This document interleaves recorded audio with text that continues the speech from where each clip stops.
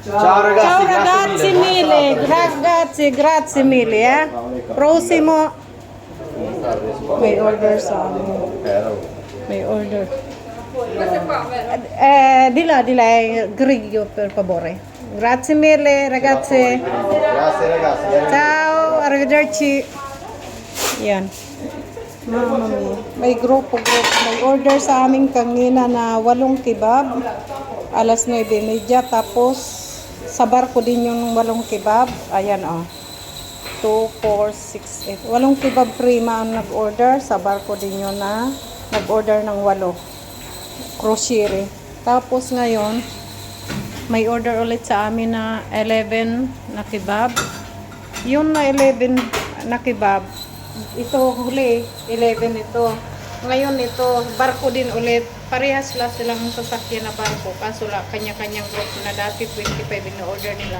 Yung isang grupo, 8 lang ang in order. Ngayon naman isang grupo, 11. Pero parehas silang barko na sinasakyan, grocery. Galing Napoli. Parang naghiwalay sila, naging dalawang Kaso lang, alas 10 dapat ito.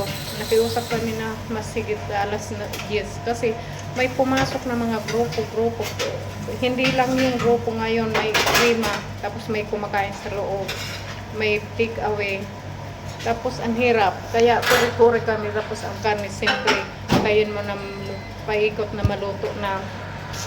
Yun talaga, mahirap talaga. Pero at least may trabaho linggo kasi ngayon. Tuwing linggo na nag-order na yung grocery na mga nagtatrabaho sa grocery na barko na nadating dito sa Cagliari tuwing linggo. Natawag sila prima, kaso lang siyempre may oraryo. Pagdating naman nagpe-prepare na kami, nadating mga grupo naman ng mga ragazzi, mga dilagat binata. Kaya ngayon ipe-prepare na namin ang 11 pieces na kebab. Malapit na ayan, matatapos na rin. Tapos yun. Lang, at least may trabaho, diba? Minsan naman kung sana walang order, wala na pasok, pa isa-isa, dalawa-dalawa. Ngayon naman na may order, grupo-grupo naman. Ayan, nag-umpisa na naman bumalik ang mga grupo-grupo namin na dalagat binata na customer. Yun. Masarap pag ganyan. Ayan. Matatapos na yung 11 pieces na kaya ihatid na niya. Doon ulit yan sa barko, yung grocery na nag-order prima sa amin ng 8 piraso na kebab. Ngayon, 11 pieces naman. Bale, katrabaho din ito. Magkatrabaho sila. Kaso parang naghiwalay na hati sila.